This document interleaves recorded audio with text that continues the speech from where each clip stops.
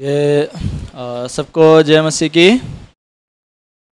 मैं धन्यवाद देता हूँ रेवरेंड जोएल जी को ऑल इंडिया फैमिली फेलोशिप के मीटिंग में प्रचार करने के लिए इनवाइट किए।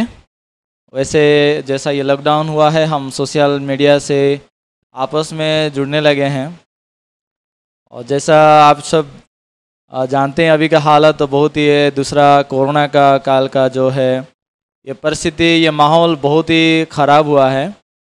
तो परंतु इस दौरान भी परमेश्वर और बहुत आयत से, यानी कि यूँ कहेंगे कि कोरोना के कृपा से हम कह सकते हैं, क्योंकि इसके वजह से हम अपरिचित लोग भी आपस में मिल पा रहे हैं और परमेश्वर का वचन को संगति में हमारा संबंध जो है परमेश्वर से हम जुड़ पा रहे हैं। इसलिए बहुत ही मैं आभारी हूँ। आइए एक वचन को देखेंगे, फिर हम आगे संगति में जाएंगे। इफिसियों 4 अध्याय का ये वचन है।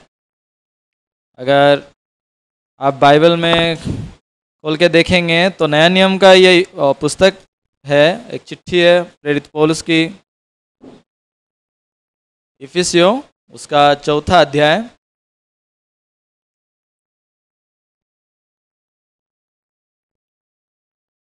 उसका हम 15 वचन को देखेंगे।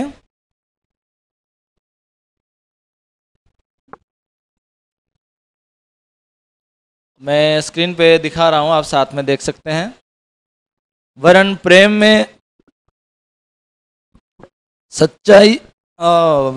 में सच्चाई से चलते हुए सब बातों में उसमें जो सिर है अर्थात मसीह में बढ़ते जाएं।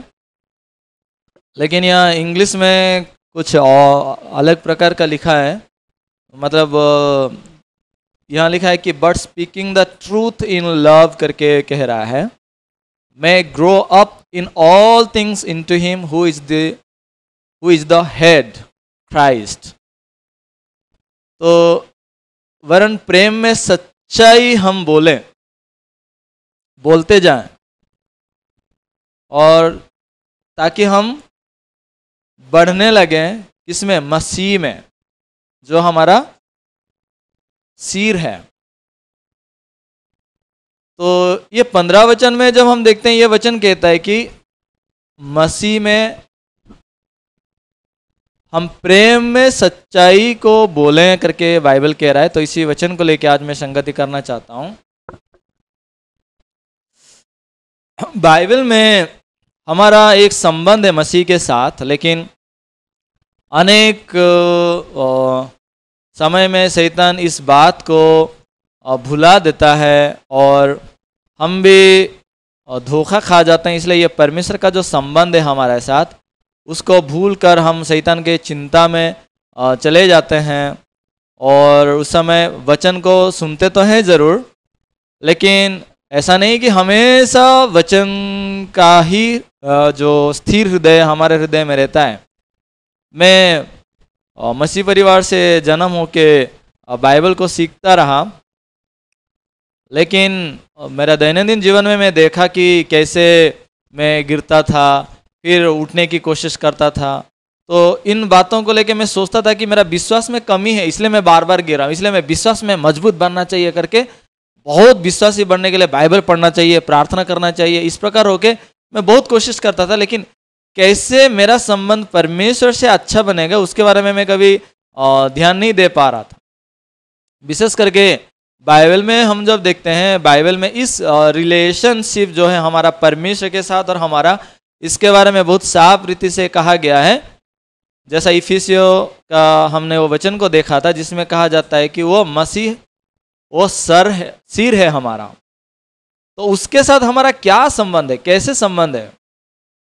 जब इन बातों को हम ध्यान करते हैं, एक बात पता चलता है कि बाइबल में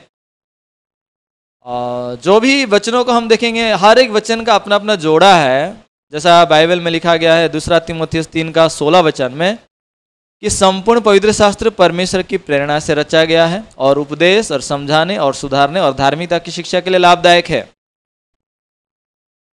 इसलिए यह वचन जो है परमेश्वर का प्रेरणा से दिया गया, इसलिए वचनों में कोई हम भिन्नता को नहीं पाते हैं। बाइबल हमेशा एक ही बात कहता है। हाँ जरूर, जब हम बाइबल को पढ़ते हैं आंशिक रूप से, तब कभी कभी आगे पीछे मेल नहीं खाता ऐसा बातें दिखता है। उदाहरण के तौर पे धार्मिक कोई नहीं है, एक भी नहीं है, लेकिन उधर लिखा है वो धर्मी है, ऐसा भी लिखा हुआ है। और उधर लिखा है व्यवस्था को सुनने वाले नहीं, उसको मानने वाले धर्मी ठहरेंगे, लेकिन उधर लिखा है व्यवस्था के द्वारा कोई धर्मी नहीं ठहरेगा। तो इस प्रकार करके अनेक सारे वचन जो है हम जब पढ़ेंगे तो ऐसा लगता है कि बाइबल का आगे पीछे मेल नहीं खा रहा है। उधर लिखा है विश्राम दिन को मानो, लेकिन कुलुस्सियों में लिखा जाता है कि विश्राम दिन के बारे में तुम्हारा कोई फैसला ना करे, न्याय ना करे। इसलिए लोग जो हैं अनेक बार भ्रमित होने का भी चांसेस होता है। जैसा मेरे जीवन में वैसा बहुत भ्रमित हुआ था, मैं कन्फ्यूज हुआ था कि सच्चाई क्या है दुनिया में, ऐसा जी रहा था। लेकिन एक दिन मुझे यशायाह 34 अध्याय का 16 वचन मिला, जिस वचन में ये लिखा गया है, आप अपने बाइबल से देख सकते हैं। यशायाह 34 का 16 वचन, यहोवा की पुस्तक से ढूंढकर पढ़ो, इनमें से एक भी बात बिना पूरा हुए ना रहेगी, कोई बिना जोड़ा ना रहेगा, क्योंकि मैंने अपने मुंह से ये आज्ञा दी है और उसी की आत्मा ने उन्हें इकट्ठा किया है। प्रभु का धन्यवाद हो। परमेश्वर बाइबल के वचनों को बहुत साफ तौर से दिखाया है कि हर एक वचन का अपना अपना जोड़ा है, इसलिए हम वहाँ कंफ्यूज नहीं हो सकते। असंभव है हम वहाँ बाइबल को वचनों का अध्ययन करते समय भ्रमित होना। एक वचन के विरुद्ध बोलता है ऐसा नहीं है। जैसा कुछ लोग ऐसा बोलते हैं ना कि अरे भाई बाइबल को लेके तर्क मत बोलो, बाइबल को लेके ज़्यादा मतलब गहराई पे मत जाओ, जितना ज़्यादा पढ़ोगे उतना कंफ्यूज हो जाओगे, ये दोधारी तलवार है, इधर काटता है उधर काटता है, बोलते हैं ऐसा नहीं है बाइबल। जबकि बाइबल में ये लिखा गया है कि परमेश्वर का वचन दोधारी तलवार से भी चोखा है, इसलिए उसमें कोई कंफ्यूजन नहीं है, चोखा है एकदम। परंतु हम जो बाइबल का अध्ययन कर रहे हैं तो कैसे अध्ययन करना चाहिए? परमेश्वर ने कहा है कि यहोवा की पुस्तक से ढूंढ कर पढ़ो, इनमें से एक भी वचन बिना पूरा हुए ना रहेगी, कोई बिना जोड़ा ना रहेगा। इसलिए वचन को वचन के अनुसार हम जब समझेंगे, तब हम जो वचन को वचन के अनुसार प्राप्त करके बोलते हैं, ये क्या है? वचन सच्चाई है। तो सच्चाई में हम बोलते हैं, वो वचन क्या? हम प्रेम में सच्चाई को बोले, speaking the truth in love. Hallelujah. तो इसलिए हम ये सच्चाई को, मसीह प्रेम है, वचन सच्चाई है, तो इसलिए हम जब उस वचन को बोलते हैं ये सच्चाई है, मसीह का प्रेम जो वचन में प्रकट हो रहा है, उसी प्रेम को हम बोल सकते हैं। लेकिन प्रॉब्लम क्या है? अनेक लोग जब ये वचनों को सुनते हैं, सिर्फ अनेक लोग नहीं, मैं भी ऐसा ही जी रहा था, लेकिन परमेश्वर इन वचनों के द्वारा एक एक वचन के आधार पे मेरे हृदय में एक लाइन को बना के दिया कि बाइबल का वचनों में कोई भ्रम नहीं है, बाइबल का वचन हर एक वचन का अपना अपना जोड़ा है, इसलिए उस वचन को वचन के अनुसार समझेंगे तो कोई कंफ्यूजन नहीं है। तो इसलिए क्या है, जब हम सच्चाई को प्रेम में हम बोलते हैं, प्रेम मतलब मसीह का जो प्रेम पाए हैं, उसी प्रेम में जब हम सच्चाई को बोलते हैं, तब हम अपने चिंता के अनुसार नहीं बोल सकते, क्योंकि हमारे चिंता के अनुसार देखेंगे तो मेल नहीं खाता है। रोमियो 3:10 लिखता है कि धार्मिक कोई नहीं, एक भी नहीं है। लेकिन याकूब में कहता है कि धर्मी का प्रार्थना प्रभु सुनता है। धर्मी का प्रार्थना अनेक काम पूरा करता है, और नीति वचन में लिखा है धर्मी का प्रार्थना प्रभु सुनता है ना। तो इसलिए ये मेल नहीं खाता ऐसा लग रहा है, नहीं, हमारे चिंता के अनुसार देखते हैं तो ऐसा मेल नहीं खाता ऐसा लग रहा है। परंतु जब हम प्रेम में सच्चाई को जब बोलते हैं, उस मसीह का हृदय है वो प्रेम, उस प्रेम को केंद्र करके जब हम इन सारे बातों को सोचेंगे तो सारे बातें क्लियर हो जाता है कि आखिरकार परमेश्वर का हृदय क्या है। आंशिक रूप से बाइबल पढ़कर अनेक लोग भ्रमित हो जाते हैं। इसलिए कुछ लोग होते हैं, हमें शनिवार दिन गिरजा करना चाहिए, विश्राम दिन है वो बोल के भी अनेक लोगों से बहसबाजी करते हैं। मैं प्रभुवचन के बारे में अनेक लोगों को मिला हूँ और इतना कन्फ्यूजन लोग किए हैं कि मैं हैरान रह गया। कुछ लोग बोलते हैं प्रभुवचन रात को लेना चाहिए, ऐसे भी लोगों को मैं मिला, मैं बहुत परेशान हो गया, यार क्यों ऐसा करते हैं। और कुछ लोगों ने कहा कि प्रभुवचन साल में एक बार लेना चाहिए, वो भी फसह के दिन। मैं हैरान हो गया। और एक प्रकार के लोगों को मिला, उन्होंने कहा नहीं नहीं नहीं, साल में क्यों एक बार, यीशु के चेले लोग हर दिन रोटी तोड़ते थे, हमें भी हर रोज प्रभुवचन लेना चाहिए कहा। तो इस प्रकार अनेक चीजें रहा है। प्रभुवचन को लेकर ऐसा विभाजन हुए हैं, बपतिस्मा को लेकर विभाजन हुआ है, जबकि बाइबल में एक ही बपतिस्मा कहा जाता है। एक ही विश्वास, एक ही प्रभु है। फिर इस प्रकार क्यों इतने सारे विभाजन आए हैं?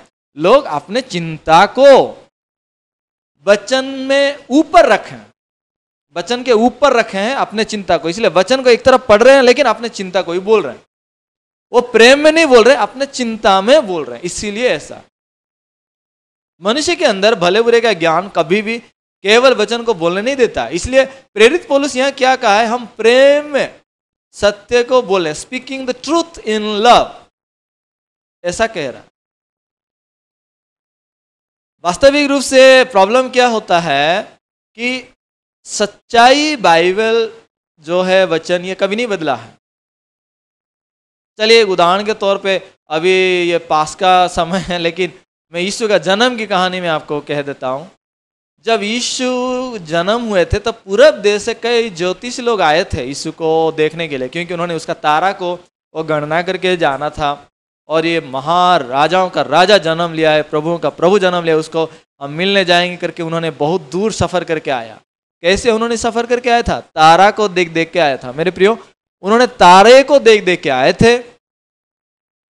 जब तक वो तारे को देख देख के आ रहे हैं, यरूशलेम मंदिर पहुंचने तक यहां दिख रहा है कि ये लोग तारे के पीछे जा रहे हैं। विश्वास का जीवन में भी हम जब चल रहे हैं, वहां भी ऐसा लग रहा है कि हम भी विश्वास का जीवन में वचन के अनुसार ही जा रहे लगता है, तब तक जब तक कोई आंधियां तूफान नहीं आया है ना। चट्टान के ऊपर घर, बालू के ऊपर घर, जब आंधियां तूफान नहीं आया तब तक दोनों घर बहुत मजबूत दिख रहे हैं, लेकिन जब आंधियां तूफान आ जाता है तब पता चलता है कि असली घर कौन सा है।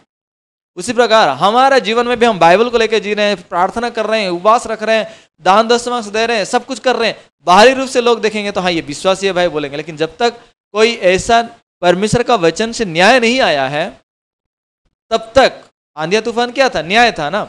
तो ये परमेश्वर का वचन से जब न्याय नहीं आया है कि कौन सा तेरा चिंता है, कौन सा वचन है, उसको विभाजन नहीं हो पाता, इसलिए लोग कंफ्यूज होते हैं। तो उनके जीवन में भी ये ज्योतिष लोग भी जब तारे को देख देख के आ रहे थे, कब तक? जब तक वो राजमहल को नहीं देखे थे। जब राजमहल आ गया, अरे राजमहल आ गया, हम राजा को देखने जा रहे हैं और ये राजमहल आ गया। राजाओं का राजा कहाँ जन्म हो गया? हाँ, राजाओं का राजा राजमहल में जन्म होगा और कहाँ? गौशाला में थोड़ी ना जन्म होगा। उनका बुद्धि विवेक कभी भी ऐसा नहीं कहा कि राजाओं का राजा गौशाला में जन्म होगा। लेकिन तारा उनको राजमहल तक नहीं लिया था। तारा उनको कहाँ ले रहा था? बैतलहम के गौशाला जहां यीशु जन्मा था वहां तक ले रहा था। तो मेरे प्रियो, इन्होंने जब राजमहल को देखा वहां भटक गए, अपने चिंता को अनुगमन किए, अपने बुद्धि को विश्वास किए, वचन को फेंक दिए। तारे को उन्होंने अनुसरण करके जाना चाहिए था, लेकिन तारे को फेंक के नहीं, तारे इधर नहीं जा रहा है, लेकिन हम तो राजमहल पहुंच गए ना, हमें राजमहल के अंदर घुसना चाहिए। राजमहल के अंदर गए और राजाओं का राजा जो जन्मा है वो कहाँ है? तो राजा घबरा गया। और उसके बाद आप जानते हैं वो 2 साल से जितने भी कम उम्र के बच्चे थे सबको मरवा डाला। लेकिन उस समय उन्होंने एक चीज को जाना कि बहुत बड़ा गलती है, कुछ तो प्रॉब्लम है। क्या प्रॉब्लम है? हम सोच रहे थे कि हमें तो लग रहा था कि राजमहल में ही राजाओं का राजा यीशु जन्म हुआ होगा, लेकिन यहाँ तो आके देख रहे हैं यहाँ कोई यीशु नहीं है, यहाँ कोई राजाओं का राजा नहीं है। तो यहाँ कौन है? ये तो घबराया जाने वाला राजा है। बहुत कपटी रूप से वो बोलता है कि मैं भी प्रणाम करूंगा, ये राजा है, तो मारने वाला है, ये शत्रु है। चलो हम यहाँ राजा नहीं है इसलिए यहीं से लौटते हैं। जब उन्होंने ये चिंता, ये वचन नहीं है करके उन्होंने जाना, वो चिंता को फेंक के राजमहल से निकल के आने के लिए उनको टाइम नहीं लगा। ये है बाइबल में जो प्रेम में सत्य को बोलने वाले लोगों का पहला कदम, कि वो लोग जानते हैं कि ये चिंता मेरा नहीं है, और जो परमेश्वर मुझे वचन दिए हैं वो वचन ही सत्य है, और ये वचन ही मुझे हर एक कंफ्यूजन, हर एक भ्रम, हर एक भय, हर एक घबराहट, हर एक परेशानी से मुझे निकलवाएगा। इसलिए परमेश्वर जब भी काम किए हैं अपना वचन को दे के ही काम किए हैं। बिना वचन बोले प्रभु कहीं भी काम नहीं किए हैं, क्योंकि परमेश्वर दिखाना चाहते थे कि अपने वचनों के द्वारा कि मैं जो बोलता हूं उससे होता है। इसलिए हम जो बाइबल में ये परमेश्वर का प्रेम को देखते हैं तो वो प्रेम क्या है? ये वचन है। उस वचन की सच्चाई को हम बोलते हैं, हमारा चिंता को नहीं। आप लोग ये यीशु मसीह का एक दृष्टांत को याद करते होंगे, जब यीशु मसीह मत्ती 13 अध्याय में दृष्टांत बोल रहे थे तो उन्होंने एक दृष्टांत को उन्होंने कहा, वो दृष्टांत क्या था? एक बीज बोने वाले का दृष्टांत था। तो बीज बोने वाला बीज बोते बोते गया, तो मत्ती 13 अध्याय में ये दृष्टांत में क्या है कि वो जो बीज को बोया अपने खेत में, बीज बो के जब आ गया, जब वो सो रहा था, उसका शत्रु आके उसके खेत में जंगली बीज बो दिया करके बाइबल कह रहा है। आप देखिएगा, यीशु साफ साफ से कहा है कि शत्रु ने आके ये जंगली बीज बोया था। ये शत्रु कौन है? जैसा आप जानते हैं, ये शैतान है। और बीज बोने वाला कौन है? परमेश्वर है। और बीज क्या है? वचन है। फिर जंगली बीज क्या है? वो चिंता है। तो हमारे हृदय में भी परमेश्वर वचन बोने के लिए बाइबल दिए हैं। एक समय था जब लोगों के पास बाइबल नहीं मिलता था, पर आज बहुत धन्यवाद रूप से हम हाथ में बाइबल पकड़ पा रहे हैं, अभी डिजिटली बाइबल भी इस्तेमाल कर पा रहे हैं। बहुत सुंदर बात है ये, बहुत अनुग्रह है परमेश्वर का कि हमारे हाथों में अभी बाइबल आया। परमेश्वर का वचनों के द्वारा एक एक चीज़ों को हम साफ तौर से जान सकें, वचन क्या कहता है, प्रभु क्या कहता है करके प्रभु का मन को हम समझ सकते हैं। परंतु जब परमेश्वर बाइबल हमें दिए हैं, लेकिन आज इतने सारे विभाजन, इतने सारे घबराहट, इतने सारे कंफ्यूजन क्यों है? फिर क्यों है? क्योंकि लोग परमेश्वर का ये वचन की सच्चाई को छोड़ दिए हैं। क्यों? भूल गए कि लोग हमारा संबंध परमेश्वर के साथ क्या है। देखिए मेरे प्रियो, बाइबल में जब हम पढ़ते हैं, बाइबल में परमेश्वर का हमारा संबंध को वर्णन किया हुआ है कि एक दूल्हा और एक दुल्हन की तरह, स्वामी और स्त्री की तरह। यीशु मसीह को दूल्हा कहा गया है और सारे मानव जाति को दुल्हन कहा गया है। जैसा यशायाह भी कहता है कि तेरा निर्माण करता तेरा स्वामी है। इसलिए इन दोनों के बीच में संबंध अच्छा होना चाहिए। जैसा पति पत्नी का संबंध अच्छा होने से दाम्पत्य का जीवन बहुत सुंदर रहता है, उसी प्रकार यीशु का और हमारे बीच में भी संबंध अच्छा होने से ही ये रिलेशन हमारा जब अच्छा रहेगा तो हम भी आत्मीय जीवन भी बहुत अच्छे से जीते हैं। लेकिन प्रॉब्लम ये है कि उसमें कोई दूसरा ये रिलेशन में कुछ अलग चीज़ को घोल दे रहा है। जैसा बीज और जंगली बीज को बो देता है, बीज बोने वाला तो बीज बोया, लेकिन एक जंगली बीज भी बो देता है, उसी प्रकार इसमें कोई है जो ऐसा घोल दे रहा है, इसलिए ये प्रॉब्लम होता है। परंतु इस रिलेशन जब हम देखते हैं कैसे ये रिलेशन अच्छा बनता है, उत्पत्ति 3 अध्याय से ही मनुष्य का परमेश्वर से ये रिलेशन टूट गया था।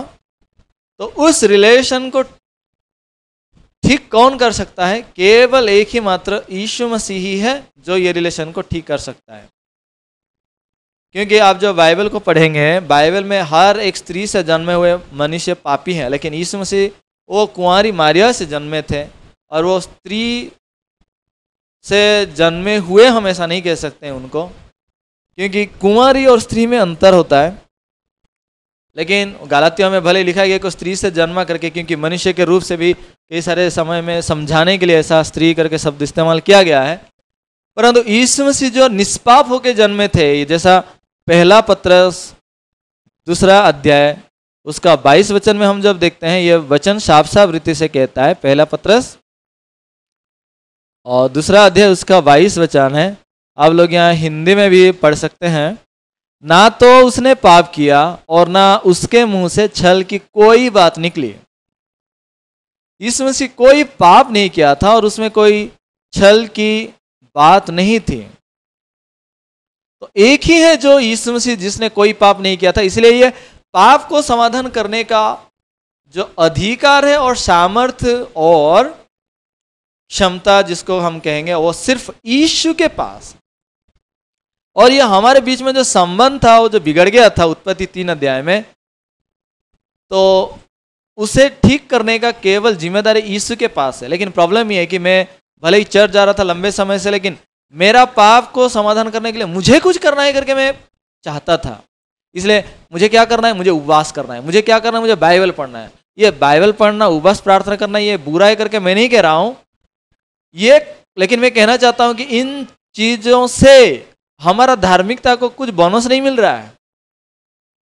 इन चीजों के द्वारा कुछ हमारा उद्धार के लिए मदद नहीं हो रहा है। क्यों जानते हैं? क्योंकि हम पाप में मरे हुए लोग हैं। ये बात शैतान हमें भुला दिया है। इसलिए क्या होता है, लोग सोचते हैं कि हमें उद्धार पाने के लिए हमारे लिए कुछ तो मुझे करना चाहिए, ऐसा अनेक लोग सोचते हैं। आज शैतान ऐसा एक जंगली बीज को डाल दिया है, इसलिए लंबे समय तक चर्च जाते हैं, फिर भी आप देखेंगे चर्च जाते हैं, कल भी चर्च गया और प्रभु के सामने प्रार्थना करेगा कि हे प्रभु मैंने आज ये पाप कर दिया, मुझे माफ कर दे, क्षमा कर दे। फिर कल जाएंगे और भी बोलेंगे कि प्रभु मैंने ये पाप किया, मुझे माफ कर दे, क्षमा कर दे। कितने दिन पाप क्षमा मांगते रहेंगे और कितने दिन क्षमा मिलता रहेगा? तो फिर बाइबल में जब हम देखेंगे तो परमेश्वर का वचन क्या कहता है कि यीशु मसीह हर रोज हमारा पाप क्षमा करता है क्या? मैं इसके बारे में सच में बाइबल में जानना चाहता था। सच में मैं जो रोज रोज पाप करता हूं, वो पाप को मुझे हर रोज धोना चाहिए क्या? पाप को मैं धोऊंगा क्या? बाइबल तो कहता है यीशु का लहू से ही पाप धोया जाता है। यीशु का लहू सारे पापों से शुद्ध करता है। तो यीशु का लहू अगर पाप धोएगा तो मैं पापों को अंगीकार करने से यीशु लहू बहाता है क्या? तब जाके यीशु पाप धोएगा क्या?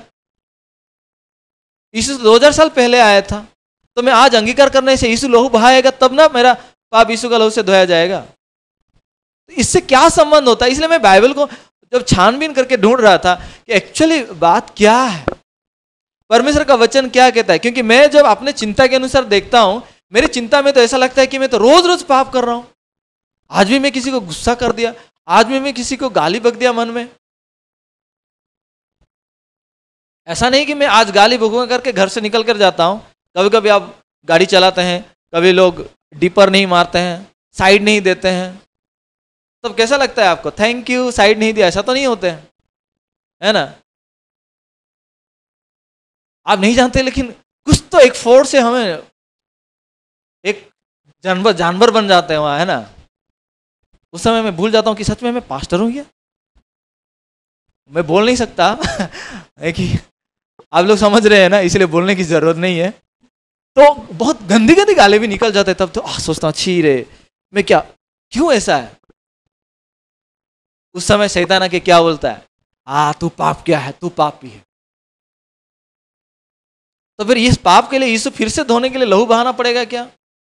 इसलिए मैं बाइबल को अनेक जगह ढूंढ रहा था कि एक्चुअली बाइबल क्या कहता है। एक वचन मुझे मिला, मैं दिखाता हूं। यखर्या 3 अध्याय को आप खोलिएगा। यखर्या 3 अध्याय। यखर्या कहाँ है? पुराने नियम का 48 नंबर पुस्तक है। जब आप नया नियम पुराने नियम के बीच में देखेंगे, मलाकी पुराने नियम का लास्ट पुस्तक है ना, मत्ती से पहले मलाकी है, मलाकी से पहले यखर्या है। उसका अगर आप वचन पढ़ेंगे, यखर्या 3 अध्याय का 8 और 9 वचन को मैं बस 2 ही वचन इसमें दिखाता हूं। ये परमेश्वर का वचन क्या कह रहा है, सच्चाई क्या कह रहा है, आप देखिए। आपको जिसको इंग्लिश आता है इंग्लिश भी देखिए, जिसको हिंदी आता है हिंदी में देखिए। हे यहोशू महायाजक, तू सुन ले, और तेरे भाई बंधु जो तेरे सामने खड़े हैं वे भी सुने, क्योंकि वह मनुष्य शुभ शकुन है। सुनो, मैं अपने दास साख को प्रकट करूंगा। फिर नेक्स्ट वचन कहता है, उस पत्थर को देख जिसे मैंने यहोशू के आगे रखा है, उस एक ही पत्थर के ऊपर 7 आंखें बनी हैं। सेनाओं के यहोवा की ये वाणी है, देख मैं उस पत्थर पर खोद देता हूं और उस देश के अधर्म को एक ही दिन में दूर कर दूंगा। मैं इसमें से जो मेन पॉइंट को जो मैं बताना चाहता हूं ये है कि यह आप देखिएगा, लास्ट लाइन में कहता है कि मैं अपने दास साख को प्रकट करूंगा। यह शाखा, एक शाखा के बारे में बोल जा रहा है, एक डाली के बारे में कहा रहा है ना। वो प्रभु का दास है। कौन है वो प्रभु का दास? यशायाह 53 का 11 में लिखा है कि मेरा धर्मी दास, वो यीशु मसीह है। और ये वो दास साख है। ये साख कौन है? यशायाह 11 का 1 वचन अगर पढ़ेंगे, वहां लिखा है यिसै का एक ठूंठ में से साख निकलेगा, एक डाली निकलेगा, फूट निकलेगी करके, वो डाली फूट निकलेगी लिखा है। ये साख वो यीशु मसीह है। तो यहां भविष्यवाणी यखर्या किए थे कि यीशु मसीह प्रकट होगा और वो डाली, वो साख वो प्रकट होगा करके। और 9 वचन में क्या लिखा है? मैं यह आखिरी भाग में आप जब देखेंगे, मैं उस पत्थर पर खोद देता हूं लिखा है, और इस देश के अधर्मों को एक ही दिन में दूर कर दूंगा लिखा है। यह मुझे उत्तर मिला कि सारे पाप दूर करने के लिए एक ही दिन तय हुआ है। ये दिन के बारे में आप बाइबल में बहुत जगह पाएंगे, दानियल 9:24 में भी पाएंगे, है ना, कुलिसिया में, इफिसिया में भी पाएंगे। वो दिन दिन करके बहुत से जगह वर्णन होता है। तो ये वो एक ही दिन, उस एक ही दिन में परमेश्वर क्या करते हैं। और यिर्मयाह 31 में भी लिखा है, ऐसे दिन आने वाले हैं जिस दिन मैं इसराइल के घराने के साथ नई वाचा बांधूंगा, बोल रहे हैं। वो वाचा को खुदाई करूंगा करके प्रभु कह रहे हैं। इसलिए आप देख सकते हैं कि इन वचनों के जरिए प्रभु अपने दास भविष्य वक्ताओं के द्वारा प्रकट किया है कि सच्चाई क्या है। वो सच्चाई ये कि इन पापों को धोने के लिए प्रभु किसको भेज रहा है? एक निष्पाप बलिदान को भेज रहा है। वो कौन है? वो है यीशु मसीह। आमीन। तो ये यीशु मसीह जो कभी पाप नहीं किया था, इसलिए वही यीशु मसीह जो परमेश्वर का मेमने बन के संसार पे आया, उसी के पास ही केवल अधिकार है कि वो हमें हमारा पापों को एक बार ही धो के हमें परमेश्वर में मेल मिलाप कराए। और वो यीशु मसीह जो है, हमें जो हम बिछड़ गए थे परमेश्वर से, हमें वो एक भी कराए। इसलिए बाइबल में क्या लिखता है? कोलोसियों 1 अध्याय का आप 20 वचन जरा देखिएगा। कोलोसियों 1 अध्याय उसका 20 वचन। ये वचन मैं आपको हिंदी में भी दिखा देता हूं ताकि आसान होगा। यहाँ पे देखिएगा, और उसके क्रूस पर बहे हुए लहू के द्वारा मेल मिलाप करके सब वस्तुओं का उसी के द्वारा से अपने साथ मेल कर ले, चाहे वह पृथ्वी पर की हो चाहे स्वर्ग में की हो। तो स्वर्ग की बातें हैं और पृथ्वी की बातें हैं, दोनों को यहाँ पे मेल करा लिया है प्रभु। स्वर्ग की बात कौन है? स्वर्ग की बात है यीशु मसीह है, परमेश्वर है। और पृथ्वी की बातें कौन है? हम हैं। क्योंकि स्वर्ग के सारे बातें पवित्र है, लेकिन हम पवित्र नहीं थे। परमेश्वर ने कहा है कि मैं जैसा पवित्र हूं तुम भी ऐसा पवित्र बनो। धरती के सब बातें अपवित्र हैं, इसलिए अपवित्र चीज स्वर्ग में प्रवेश नहीं कर सकते थे ना। इसलिए पवित्र करने से हम धरती से अलग हो जाते हैं। तो वो कैसे हम पवित्र किए जाते हैं? यीशु के द्वारा। यीशु इन चीजों से हमें जो पवित्र करता है, पवित्र मतलब कंसेक्रेशन या सैंक्टिफिकेशन, तो होली, ये सब क्या आता है? हमें पृथक किया जाता है। हम संसार के जैसे और नहीं रहते हैं। जन्म से तो हम पापियों के ही जन्मे हैं, लेकिन जब हम यीशु मसीह के द्वारा उद्धार पाते हैं तब और पहले समान नहीं रहते हैं। तो उसी के द्वारा हम जब पवित्र किए जाते हैं, उस पवित्र किए जाने के द्वारा हम भी समान बन जाते हैं। कैसे? यीशु के समान बन जाते हैं। इसलिए ये बाइबल में कहता है कि जब यीशु मसीह क्रूस पे लहू बहाया, उन्होंने हमें क्या किया है? पवित्र कर दिया है, हमें मेल मिलाप कर दिया है। हम पृथ्वी के लोग थे, हमारे पापों को वो धो के स्वर्ग के समान हमें पवित्र भी कर दिया। इसलिए क्या लिखा हुआ है आगे? तो हम पहले तो हम शारीरिक दशा में हम थे। लिखा है कि उसने अब उसकी शारीरिक देह में मृत्यु के द्वारा तुम्हारा भी मेल कर लिया, ताकि तुम्हें अपने सम्मुख पवित्र और निष्कलंक और निर्दोष बनाकर उपस्थित करे। तो ये बाइबल साफ साफ लिखा नहीं है क्या? परमेश्वर हमें पवित्र कर दिया। कब? एक ही दिन में। तो फिर हमारा रोज रोज का पाप वो भी उसी दिन ही क्षमा हो गया है। इसलिए यह बाइबल में आप जब पढ़ेंगे तो यह बाइबल में क्या लिखा जाता है? वो हमें मेल मिलाप कर दिया है। बाइबल कह रहा है कि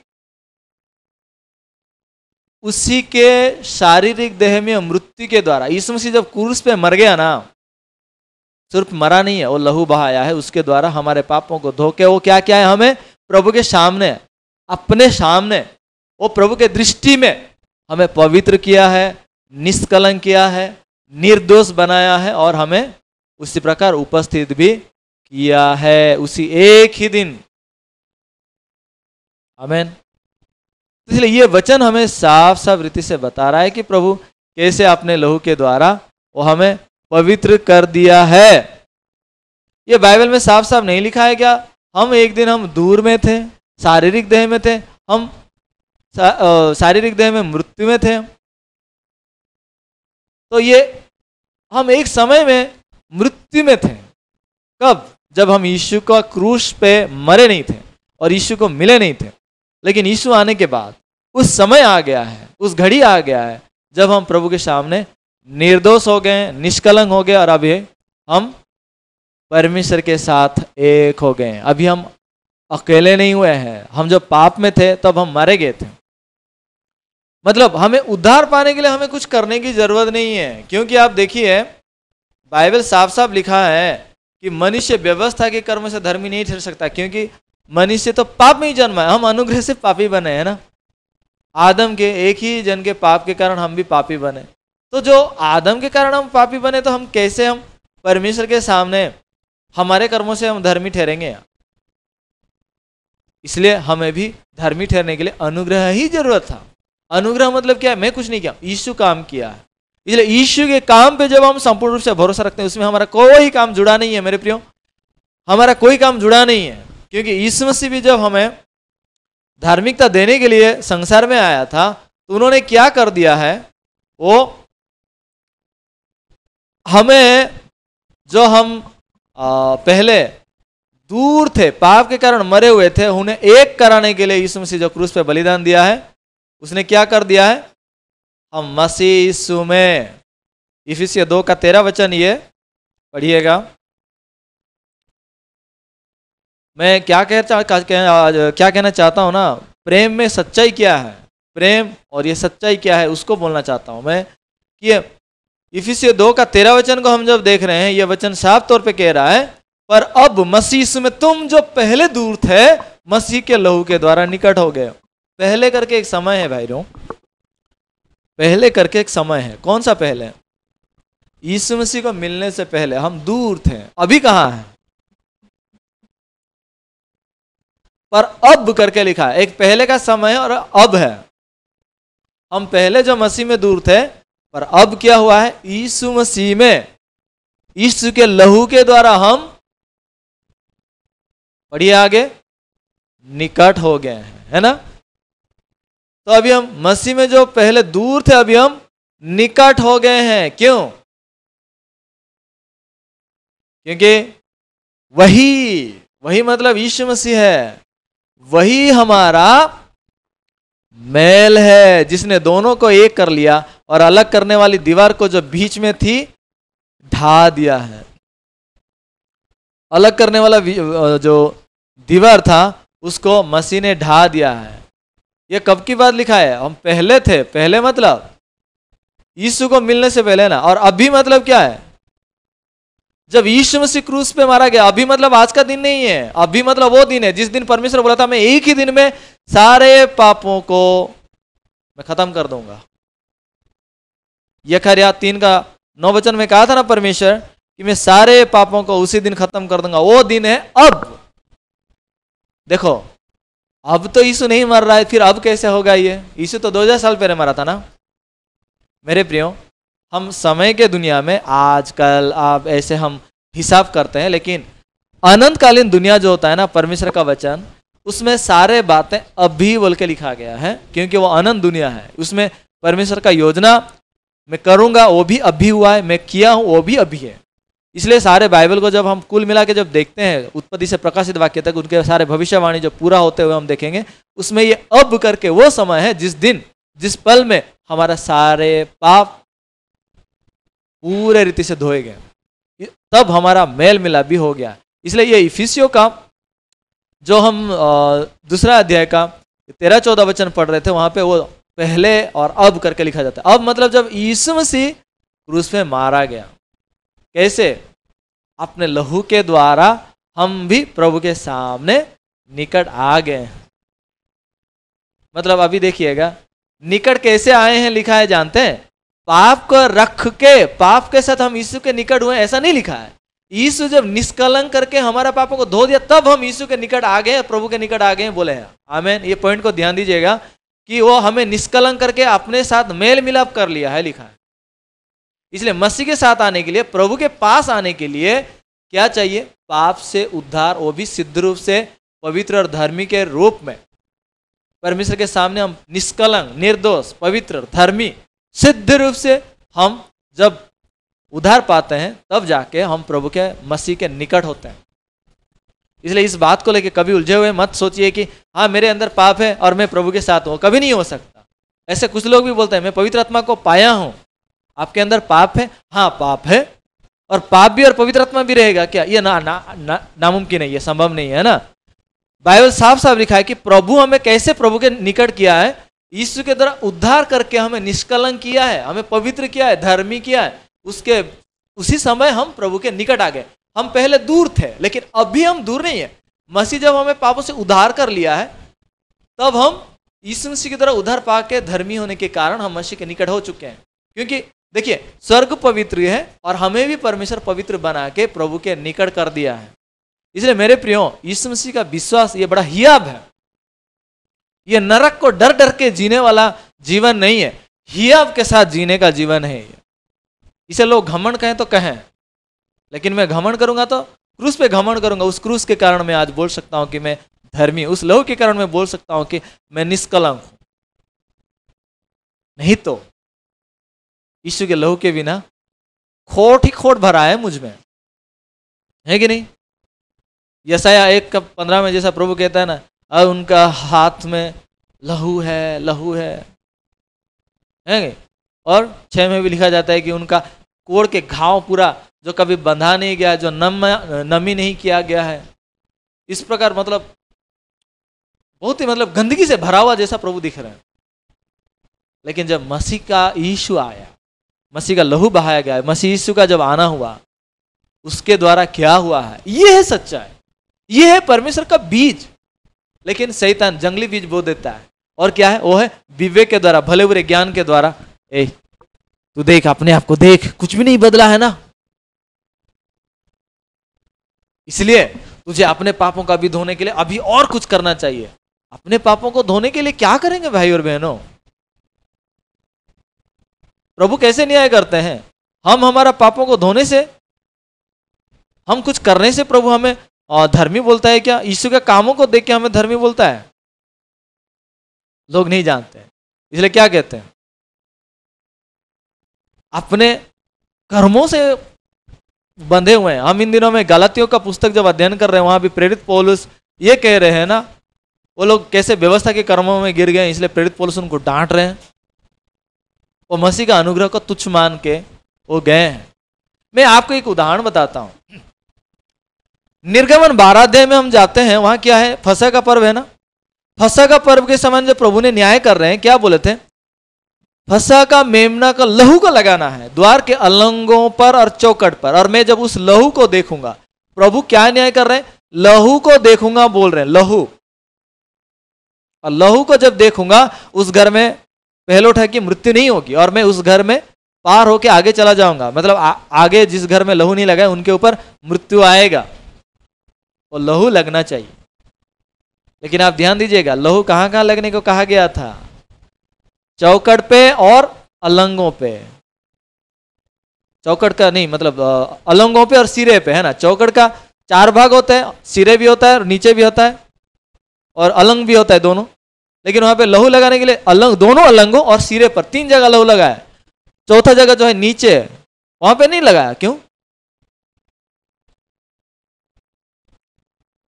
सच में इसको आप सोच के देखिए। अगर मान के चलो नीचे भी लहू लगाएगा ना, कोई उधर आना जाना करने वाला, वो फसह का मेमने का लहू को पांव में रोंद के जाएगा। और प्रभु ऐसा नहीं होने देंगे जो यीशु का लहू को पांव में रोंदेगा। इब्रानियों 9:26 से जब पढ़ेंगे, ये यीशु का लहू को पांव में रोंदने की बात कहा जाता है। इसलिए परमेश्वर वहां और नीचे भी लहू लगाने को नहीं कहा था, द्वार के जो अलंग हैं और सिरे पर लहू लगाने को कहा था। इसलिए प्रभु लहू को देख के जाता, और वहां कैसा भी आदमी क्यों ना हो, कैसा भी घर क्यों ना हो, उससे फर्क नहीं पड़ता है लहू लगाए कि नहीं द्वार के दोनों अलंग और सिरे पर। प्रभु बस इतना देखता है। मेरे प्रियो, आपके हृदय में प्रभु क्या देखेगा? ये देखेगा कि आपके हृदय में वो यीशु का लहू लगा है कि नहीं है। लेकिन अगर आप इस पाँव में अगर इस लहू को रौंद देंगे, तब आप बोलेंगे कि हाँ यीशु आया था मेरे पाप के लिए, लेकिन मैं पापी हूं यार, क्यों, मैं आज पाप किया इसलिए पापी हूं। ये है यीशु का लहू को रौंदने वाला आदमी। ऐसे लोग विनाश होते हैं। क्या यीशु का लहू हमारे पापों को नहीं धो सका? बाइबल कहता है कि एक ही दिन में पाप को खत्म करूंगा, और उसी दिन परमेश्वर हमें क्या क्या, पहले जब हम दूर थे लेकिन अब उसी दिन हमें निकट कर दिया। उस लहू बहाने के द्वारा प्रभु हमें पापों से धो के पवित्र करके हमें यीशु के निकट कर दिया है। हालेलुया। इसलिए हम यीशु से दूर हैं या यीशु के करीब हैं। इसका मतलब हम यीशु के करीब जब लाए गए हैं यीशु के लहू के द्वारा, यीशु के लहू के द्वारा जब हम धोए गए, तो हम पापी हैं या धर्मी हैं? हाँ, बाइबल साफ साफ लिखता है कि यीशु मसीह हमें धर्मी ठहरा दिया है। कैसे वो धर्मी बना दिया है? वो हमारे और परमेश्वर के बीच में जो पाप का दीवार था उसको उन्होंने तोड़ दिया है, क्योंकि वही हमारा मैल है जिसने दोनों को एक कर लिया और अलग करने वाली दीवार को जो बीच में थी ढा दिया। कौन सा दीवार हमें और परमेश्वर के बीच में अलग करता था? यशाया 59 का 1-2 वचन में लिखता है ना, वो पाप है। पाप है जो परमेश्वर से और मनुष्यों को अलग करता था। इसलिए पापियों का प्रार्थना भी प्रभु नहीं सुनता है। परंतु इस पाप की दीवार को ढा देने के लिए परमेश्वर यीशु मसीह को भेजा। और जब वो यीशु मसीह आया, उन्होंने क्या किया है मेरे प्रियो? ये स्क्रीन पे आप देख रहे हैं ये वचन को, इफिसियों 2 अध्याय का 14 वचन। क्योंकि वही यीशु मसीह हमारा मैल है जिसने दोनों को एक कर लिया। किसके दोनों को? दोनों मतलब कौन कौन है? परमेश्वर और मैं।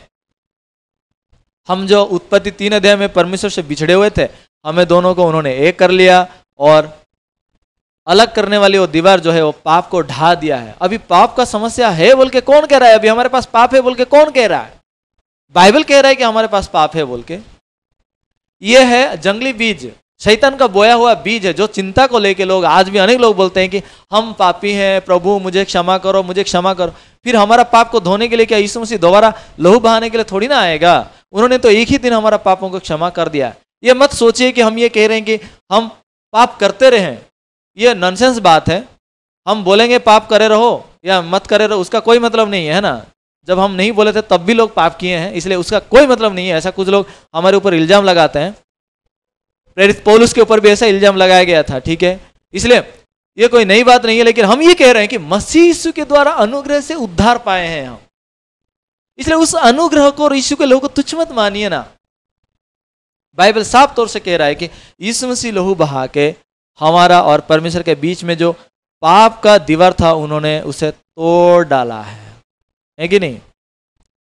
जैसा दीवार है बीच में, तो उन्होंने तोड़ दिया। जैसा यहाँ स्क्रीन पे कोई दीवार को तोड़ दिया है ना, ऐसा ही लिखा है। कैसे वो तोड़ दिया? अपने शरीर के द्वारा लिखा है कि नहीं? तो कैसे हमारा पाप क्षमा होता है? यीशु का लहू बहने के द्वारा। ये हवाई जहाज का फोटो क्यों है? देखिए, हम उड़ नहीं सकते हैं ना, लेकिन हवाई जहाज में बैठेंगे तो हम आराम से उड़ के जा सकते हैं ना। अमेरिका भी, यूके भी, है कि नहीं? पासपोर्ट, वीजा है, टिकट है, तो आप कहीं भी हवाई जहाज में बैठो, आप जा सकते हैं। आपको उड़ना नहीं आता, प्रॉब्लम नहीं है। लेकिन हवाई जहाज के अंदर है तो आपको उड़ने की जरूरत नहीं है कि नहीं? उसके बाद हवाई जहाज आपको ले जाएगा। उसी प्रकार हम धर्म कर्म नहीं कर पाए, लेकिन यीशु मसीह सारे धर्मिता को पूरा करने आया था। क्या वो पूरा नहीं किया है क्या? तो यीशु मसीह जब सारे धार्मिकता को पूरा करने आया था, क्या उसने पूरा नहीं किया है? इसलिए आप परमेश्वर का प्रेम में वो सच्चाई को बोलिए मेरे प्रियो। बाइबल क्या कहता है? यीशु मसीह जब बपतिस्मा लेने गया था, बपतिस्मा यूहन्ना यीशु को इनकार कर रहा था, प्रभु आप मुझे बपतिस्मा देना चाहिए। और हम परमेश्वर का जो ये योजना को यहां पाते हैं कि बपतिस्मा यूहन्ना भले उसको रोकने की प्रयास कर रहा था, लेकिन यीशु मसीह ने क्या कहता है यहां पे? अब तो ऐसा ही होने दे। समझ रहे हैं? अब तो ऐसा ही होने दे। क्या मतलब? बपतिस्मा यूहन्ना ही यीशु को बपतिस्मा देगा, क्योंकि हमें इसी रीति से सब धार्मिकता को पूरा करना उचित है। अब तो ऐसा ही होने दे, क्योंकि हमें इसी रीति से सब धार्मिकता को पूरा करना उचित है, तब बपतिस्मा यूहन्ना उसको मान ले। तो सारे धार्मिकता को पूरा करना उचित है, मतलब प्रभु धर्मी है, यीशु धर्मी है, लेकिन हम पापी थे, इसलिए हम प्रभु के निकट नहीं जा पा रहे थे, है ना। इसलिए वो बीच में पाप का दीवार को तोड़ के हमें धर्मी बनाने के लिए जो यीशु मसीह आया, और उन्होंने सारे धार्मिकता को जो पूरा कर दिया है, उसके द्वारा हम आज प्रभु के सामने हियाब से जा पाते हैं, हियाब से। लेकिन आज भी अनेक लोग हैं, चर्च जाते हैं लंबे सालों से, अपना चिंता को नहीं फेंकते हैं, सोचते हैं बहुत दिनों से चर्च जा रहे हैं, इसलिए सोचते हैं कि मैं मसीह को विश्वास करता हूं। लेकिन बाइबल में विश्वास करता है नहीं विश्वास करते, उसमें बहुत छोटा सा अंतर दिख रहा है। विश्वास जो करता है वो बोल सकता है, हाँ यीशु के द्वारा मैं धर्मी हूं, मैं सिद्ध हूं। लेकिन जो विश्वास नहीं करता वो नहीं बोल सकता। और रोज रोज पाप नहीं करते हो क्या? हाँ पाप करते हैं। तो पापी हो कि नहीं है? हाँ तो हम पापी है ना, पाप करते हैं, तो कैसे हम धर्मी हैं? ये विश्वास नहीं करता, इसलिए ऐसा है। अपने व्यवहार के द्वारा शैतान दिए हुए चिंता को विश्वास करके यीशु का लहू को फिर से इनकार करता है। लेकिन बाइबल में क्या लिखा है? सारे धार्मिकता को पूरा करने के लिए यीशु आया था, तो उसने पूरा नहीं किया क्या? मरते समय तो उन्होंने बोला पूरा हुआ। सारे धार्मिकता पूरा किया, सारे व्यवस्था को पूरा किया, मेरे उद्धार का काम को पूरा किया, पाप का बलिदान को पूरा किया। अनंत बलिदान, अनंत छुटकारा के लिए जो काम चाहिए था उसको उन्होंने पूरा किया है कि नहीं? इसलिए मैं प्रभु को बहुत धन्यवाद देता हूं कि मुझे कुछ करने की जरूरत नहीं है, क्योंकि यीशु ने सब कुछ पूरा कर लिया है। मैं जब जहाज के अंदर नहीं बैठा हूं, तब चाहे जितने भी उड़ने की कोशिश करूं मेरे प्रियो, नहीं उड़ सकता है ना। लेकिन जहाज के अंदर है तो यीशु के निकट आ गए हैं, अब यीशु मसीह में जब है तो हमें और क्या करने को बाकी है। लेकिन अनेक लोग यीशु का नाम लेते हैं, यीशु के नाम से प्रार्थना करते हैं, फिर भी बोलते हैं कि प्रभु मुझे पाप से क्षमा करो, मुझे पाप से उद्धार करो। लेकिन मेरा एक सवाल है, ऐसे लोगों से आप जब सवाल करेंगे कि भाई आपका पाप यीशु क्षमा किया है क्या? हाँ क्षमा किया है। आपका पाप यीशु धो दिया है? हाँ धो दिया। आपके पापों के लिए यीशु आया था? हाँ आया था। लेकिन कब आपका पाप यीशु धो दिया है? मेरे जन्म होने के बाद मेरा पाप यीशु धो दिया, मैं जब बपतिस्मा लिया तब मेरा पाप धो दिया, मैं जब पापों का अंगीकार किया तब धो दिया, ना मेरे जन्म होने से पहले धो दिया। कब पाप धो दिया? हमारा समय ऐसा फोटो में जैसे यहाँ दिख रहे हैं साइड में, बच्चे होने का, बच्चा का एक समय होता है, बालक का समय होता है, जवान होने का समय होता है ना, और एक उम्र ज्यादा उम्र होके बूढ़ा होने का भी समय होता है। तो कौन से समय में हमारा पाप यीशु धोया है? और यीशु पाप धोने के लिए लहू बहाना जरूरी है। और यीशु कब लहू बहाया था? यीशु तो 2000 साल पहले लहू बहाया था। फिर कब पाप हमारा धोया गया? तो 2000 साल पहले यीशु धोया, तब तो हम जन्म नहीं हुए थे, तब तो हम पाप भी नहीं किए थे। तो कब हमारा पाप धोया गया और कौन सा पाप धोया गया? अनेक लोग इस बात से उलझे हुए क्यों जानते हैं? हम समय के चक्कर में पड़े हैं, इसलिए ऐसा होता है। लेकिन बाइबल में हम जब देख रहे हैं, ये समय के जो भाग है, समय में यीशु मसीह का पहले से बीसी कहा जाता है, या बिफोर द कॉमन एरा बोल के भी कहते हैं। लेकिन यीशु मसीह के बाद एडी, ईस्वी यानी कि एनो डोमिनी या कॉमन एरा बोल के भी लोग कहते हैं। और हम यहाँ आज 2021 साल में यहाँ हैं। तो इसमें जब हम देखते हैं हमारा पाप कैसे धोया गया, कब धोया गया, इसको जानने के लिए जब हम वो सत्य को और परमेश्वर का प्रेम को जब हम जानेंगे, तो ये समझना बहुत आसान होता है। उदाहरण के तौर पे जब ये वचनों को हम एक देखेंगे, आखिरी वचन को हम खत्म करेंगे। लंबा समय साथ रहने के लिए धन्यवाद। इब्रानियों 10 अध्याय का हम देखते हैं, पहले 9 अध्याय देखेंगे। इब्रानियों 9 अध्याय,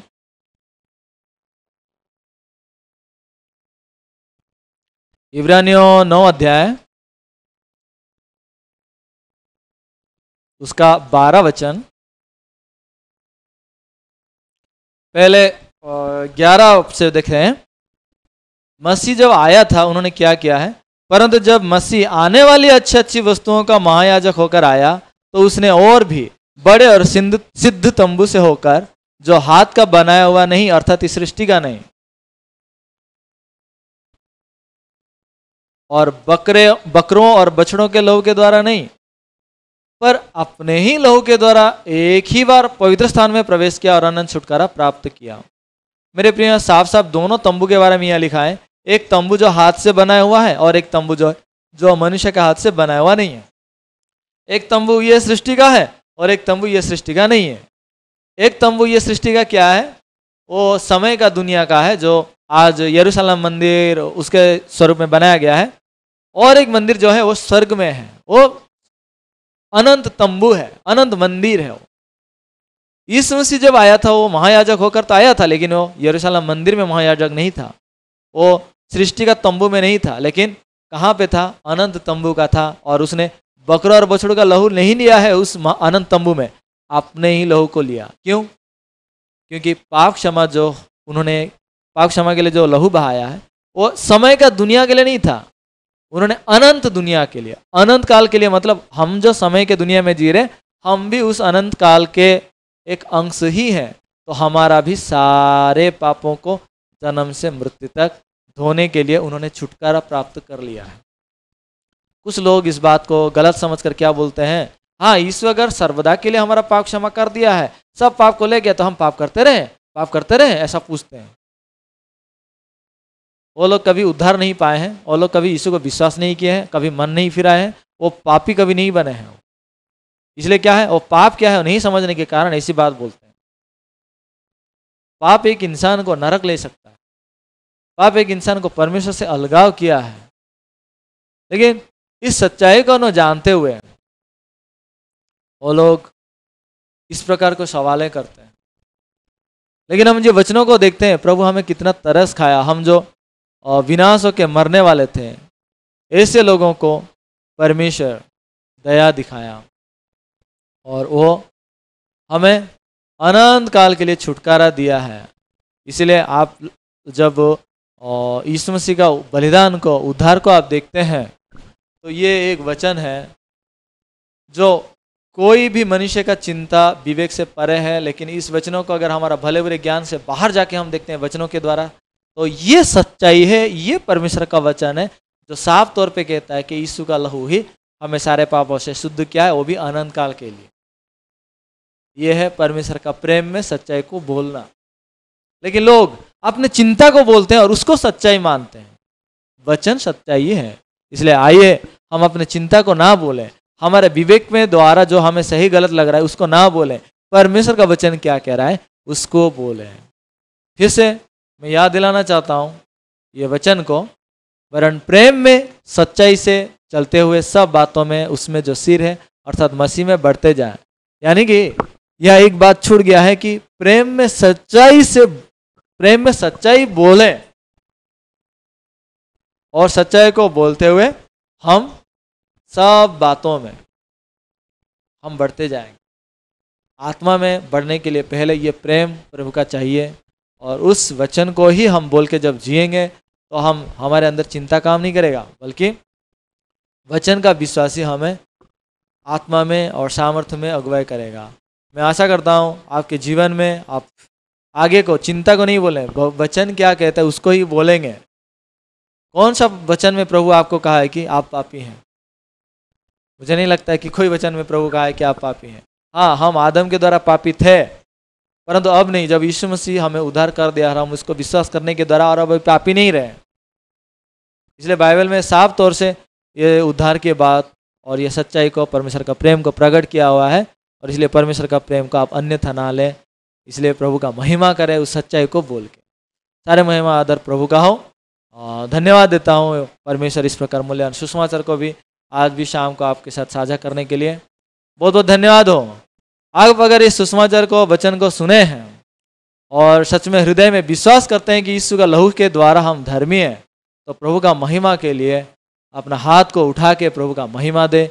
सचमुच में यीशु का लहू के द्वारा प्रभु मुझे धर्मी किया है और पवित्र किया है, और मुझे प्रभु में मेल मिलाप कर लिया है, और हम अभी दूर नहीं है लेकिन हम मसीह में निकट लाए गए हैं। तो प्रभु का महिमा के लिए अपना हाथ उठा के प्रभु का महिमा करेंगे, और हम अंतिम प्रार्थना करके आज का मीटिंग को भी शेयर करेंगे। एक बार सब कोई अपना कैमरा ऑन कर सकते हैं क्या?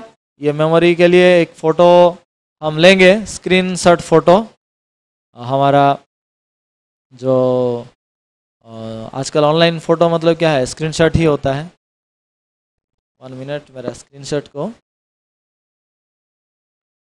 हम प्रार्थना भी करेंगे। उससे पहले एक मेमोरी फ़ोटो एक लेंगे। हो सके तो सबको अपना कैमरा ऑन करेंगे, अपना सुंदर सुंदर चेहरा को दिखाएं। प्रभु का महिमा हो कि आप लोग लंबे समय तक साथ में बैठे रहें।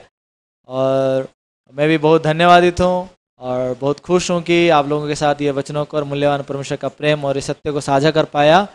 और ये हमारा ये जूम आईडी रोज़ मीटिंग करते हैं। और आज पास्टर जी जो मीटिंग के लिए पास्टर जोएल जी ने मुझे ये सभा में स्वागत किए, इसलिए उनका बहुत धन्यवाद हो, प्रभु का महिमा हो। और उन्होंने जो आईडी दिए थे मैं बातचीत किया तो उसमें लिमिट था, इसलिए हम आज ये आईडी यूज़ किए थे। अब अगर कभी भी आपको फुर्सत मिले तो ये आईडी में हमारा जुड़ सकते हैं। सुबह 5:30 बजे भी मीटिंग होता है, 6:30 बजे शाम को भी मीटिंग होता है। और बहुत धन्यवाद। एक फ़ोटो लेंगे ये प्रभु का महिमा के लिए। जितने लोग विश्वास करते हैं कि मैं यीशु के निकट हूँ, मैं और पापी नहीं हूँ, मैं धर्मी बनाया गया हूँ यीशु के लहू के द्वारा, तो प्रभु का महिमा के लिए हाथ उठाएं।